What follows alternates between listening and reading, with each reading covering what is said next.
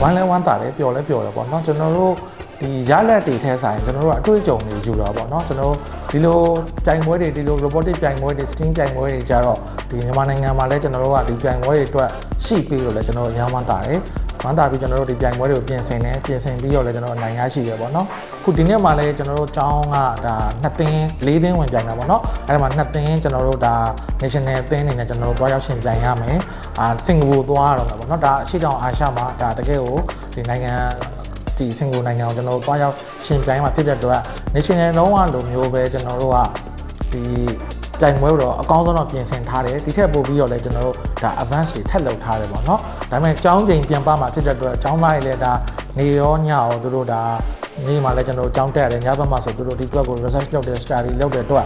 အတွေ့အကြုံတွေအများကြီးလည်းရတယ်လို့ကျောင်းသားတွေအတွက်ဟိုအချိန်ကြီးရတယ်သူတို့ကဒီ project တွေလုပ်ရင်းနဲ့သူတို့အချိန်ကုန်သွားတာတော့ကျွန်တော်အများသဘောကျတယ်ပေါ့နော်လူငယ်တွေနဲ့ဒါဒီ project တွေများလုပ်ခြင်းအပြင်ဒီgame ဆော့မဲ့အပိုင်းတွေ mobile သုံးမဲ့အပိုင်းတွေမှာ short သွားပြီးတော့တကယ် reality မှာတကယ်ဝင်ပြိုင်ရတဲ့ game တွေမျိုးကိုဝင်ပြိုင်တာတော့ပို့ပြီးတော့ကျွန်တော်နိုင်ငံသဘောကျပါတယ်လို့ကျွန်တော်နာမည်ကိုမျိုးမင်းသူပါလက်ရှိမှာတော့ IMBC ကျောင်းမှာကျွန်တော် IT ဌာနမှာတာဝန်ယူနေပြီးတော့ဒီ robotic and coding မှာလည်းဒါနီးပြအနေနဲ့ဆောင်ရွက်နေပါတယ်ကျွန်တော်တို့ဒီနှစ် WR 2025မှာတော့ IMBC ကတော့ category မျိုးစုံဝင်ပြိုင်တယ်အဲ့ဒီထဲမှာမှဒီ future innovator junior ရဲ့ senior ရဲ့မှာတော့ကျွန်တော်တို့ national championship ကိုကျွန်တော်တို့ဆုရရှိခဲ့တယ်ပေါ့နော်ကျွန်တော်တို့ကဒီ program တွေကပေါ့နော်ဒီ robotic coding တို့ဒီ STEAM ပွဲတွေ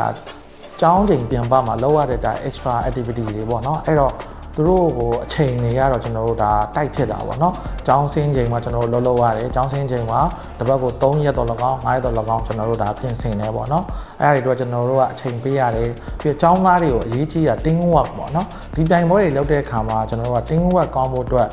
team work နဲ့ပတ်သက်တဲ့ကျွန်တော်ဒီအတွေ့အကြုံတွေဒါတွေဘုံသုတတွေကိုပညာတွေကိုဒါ team work ကောင်းကျွန်တော် share ပေးတယ်ပြီးတော့ဒီပြိုင်ပွဲရဲ့ theme ပေါ့နော်ဒီပြိုင်ပွဲတွေမှာ theme ရှိတော့အဲ့ theme နဲ့ကိုက်မဲ့ဒီမေးခွန်းကိုတေချာလေ့လာပြီးတော့ကျွန်တော်တို့ကဒါပြင်ဆင်နေပေါ့နော်ပြင်ဆင်တဲ့အခါမှာပြိုင်ပွဲကြီးကိုနိုင်တာတဲ့ဆိုင်ကျွန်တော်တို့အတွေ့အကြုံဘယ်လိုယူမလဲပဲကျွန်တော်တို့စဉ်းစားကြတာပေါ့နော်ဒါပေမဲ့အရေးကြီးတာကဒီပြိုင်ပွဲနဲ့ကိုက်ညီမဲ့ခေါင်းစဉ်ကိုကျွန်တော်တို့ပြင်ဆင်ရတယ်ပြင်ဆင်တဲ့အခါမှာ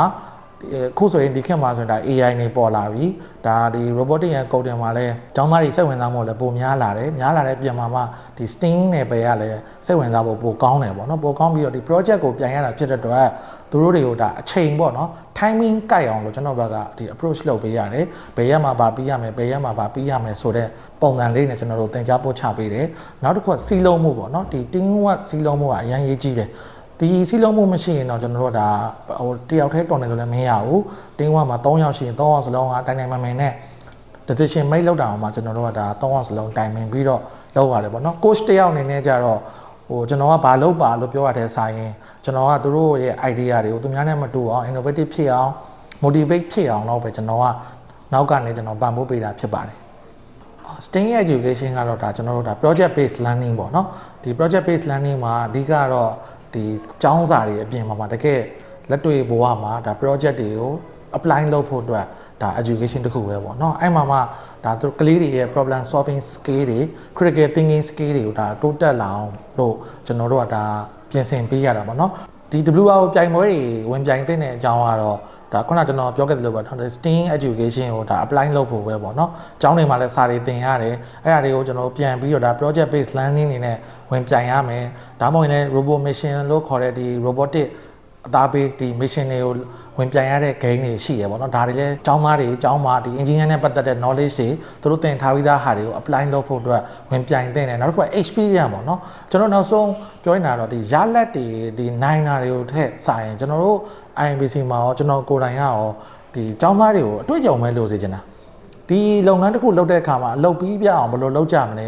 လုပ်ငန်းလုပ်တဲ့အခါမှာအလုပ်တွေပြီးအောင်လုပ်မယ်အသင်းဖွဲ့နဲ့လုပ်တဲ့အခါလဲဒါဒီ collaboration ဘယ်လိုကောင်းအောင်လုပ်ကြမလဲ